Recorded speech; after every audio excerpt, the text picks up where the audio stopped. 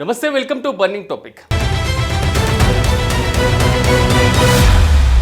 అంతర్జాతీయ రాజకీయాల్లో ఇప్పుడు ఒకటే చర్చ, అదే డబుల్ స్టాండర్డ్స్ ఆఫ్ పాకిస్తాన్. అవును, పైన పటారం లోన లొట్టారం అన్నట్లుగా ఉంది పాకిస్తాన్ తీరు. ఓవైపు ఉగ్రవాద సంస్థ హమాస్తో అంట కాగుతూనే మరోవైపు అమెరికా మెప్పు కోసం ఇజ్రాయిల్ను సాయం చేస్తానంటుంది. అయితే ఇజ్రాయిల్ పాకిస్తాన్ ప్లాన్ను ముందే పసిగట్టి దౌత్యపరంగా ఒక గట్టి షాక్ ఇచ్చింది. అసలు గాజా విషయంలో పాకిస్తాన్ ఆడినటువంటి డ్రామా ఏంటి? ఇజ్రాయిల్ ఎందుకు నో చెప్పింది? Let's watch.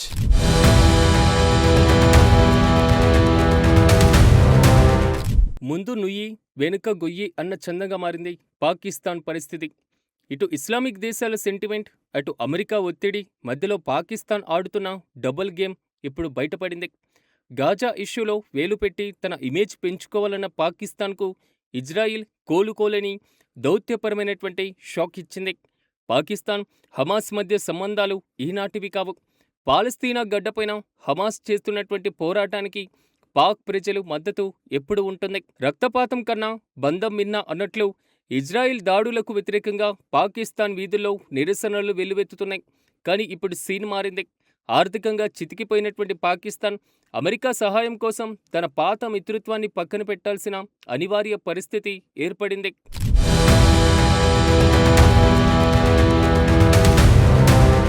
హమాస్ అరాచకాల తర్వాత ఇజ్రాయిల్ తన ప్రతాపాన్ని చూపించింది. గాజాను దాదాపు నాశనం చేసి ఇప్పుడు అక్కడ శాంతిని నెలకొల్పేందుకు ఐఎస్ఎఫ్ ఏర్పాటుకు రంగం సిద్ధమైంది. అయితే ఇక్కడే అసలు ట్విస్ట్ మొదలైంది. అమెరికా అధ్యక్షుడు డొనాల్డ్ ట్రంప్ గాజా పునర్నిర్మాణంలో పాకిస్తాన్ కూడా భాగస్వామి కావాలని ఆదేశించారు. ఆర్థిక కష్టాల్లో ఉన్న పాకిస్తాన్కు అమెరికా మాట కాదనలేని పరిస్థితి. అందుకే పాక్ ఫీల్డ్ మార్షల్ ఆసిఫ్ మునీర్ వెనుక ముందు ఆలోచించకుండా యుఏఈతో కలిసి తమ సైన్యాన్ని పంపేందుకు రెడీ అయిపోయారు. కానీ ఇక్కడే పాకిస్తాన్ అసలు రంగు బయటపడింది.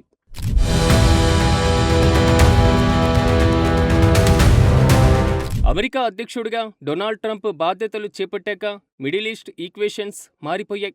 గాజా పునర్నిర్మాణం, హమాస్ అంతమే లక్ష్యంగా ఒక ప్రత్యేకమైనటువంటి బృందాన్ని ఏర్పాటు చేయాలని ట్రంప్ నిర్ణయించారు. ఈ టీంలో పాకిస్తాన్ కూడా ఉండాలని ట్రంప్ ఆదేశించడంతో పాక్ ఫీల్డ్ మార్షల్ మరో ఆలోచన లేకుండా అంగీకరించారు. అప్పిచ్చేవాడు అడిగితే తప్పదు మరి అన్నట్లు పాకిస్తాన్ ఈ డీల్కు ఓకే చెప్పింది.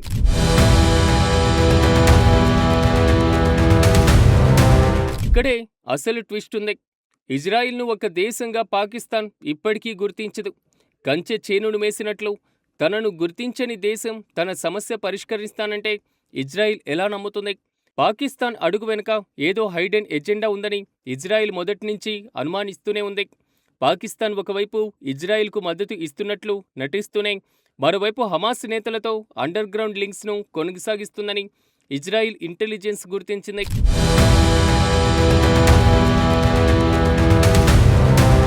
పాకిస్తాన్ తీరు నోటితో ఒకటి, నొసటితో ఒకటి అన్నట్లుగా ఉంది.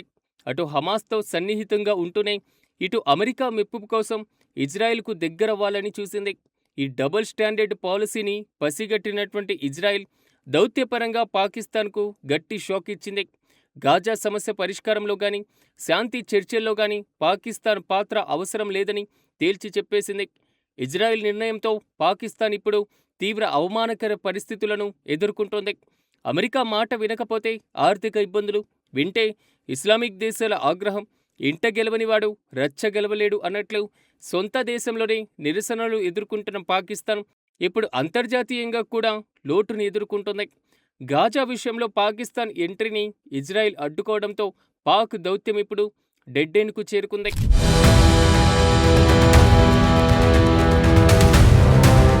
పాకిస్తాన్ డబుల్ గేమ్ ఆడుతుందని గ్రహించిన ఇజ్రాయిల్ ఆలస్యం చేయకుండా యాక్షన్ తీసుకుంది. భారత్లోని ఇజ్రాయిల్ రాయబారి రోబెన్ అజర్ ఈ విషయంలో కుండలు బద్దలు కొట్టారు. అయితే గాజా సమస్య పరిష్కారంలో తమకు అపరిచిత దేశాల బలగాలు, ముఖ్యంగా ద్వంద్వ వైఖరి అవలంబించేటువంటి పాకిస్తాన్ పాత్ర అస్సలు అవసరం లేదని తేల్చి చెప్పేశారు. హమాస్ను పూర్తిగా వేళ్లతో సహా పెకిలించడమే తమ లక్ష్యమని, అందులో పాకిస్తాన్ లాంటి దేశాలు జోక్యం తమకు అడ్డంకిగా మారుతుందని స్పష్టం చేస్తూ ఇజ్రాయిల్ పాకిస్తాన్కు పెద్ద నో చెప్పేసింది.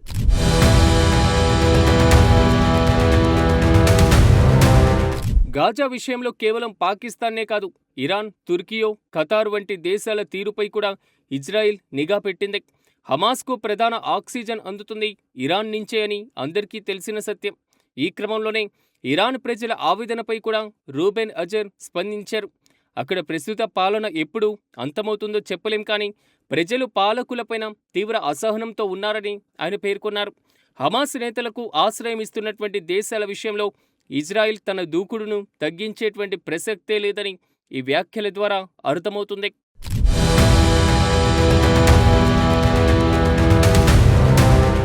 ఇప్పుడు పాకిస్తాన్ పరిస్థితి ముందు నుయ్యి వెనుక గొయ్యి అన్నట్లుగా మారింది.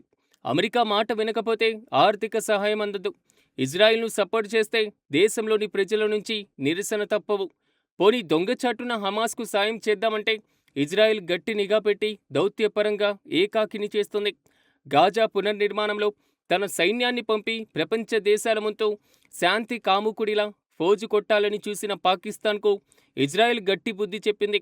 మొత్తానికి పాకిస్తాన్ తన గొయ్యిని తానే తవ్వుకుందనే చర్చ అంతర్జాతీయ స్థాయిలో నడుస్తుంది.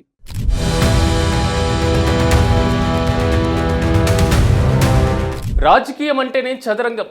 ఇక్కడ ఎత్తులకు పై ఎత్తులు సహజం. పాకిస్తాన్ వేసినటువంటి డైరెక్ట్ ఎంట్రీ ప్లాన్ను ఇజ్రాయిల్ నో ఎంట్రీ బోర్డుతో ముగించేసింది. ఇది కేవలం దౌత్యపరమైనటువంటి నిర్ణయం మాత్రమే కాదు, ఉగ్రవాద మూలాలున్నటువంటి దేశాన్ని దూరం పెట్టడంలో ఇజ్రాయిల్ తీసుకున్నటువంటి సాహసోపేతమైనటువంటి అడుగు.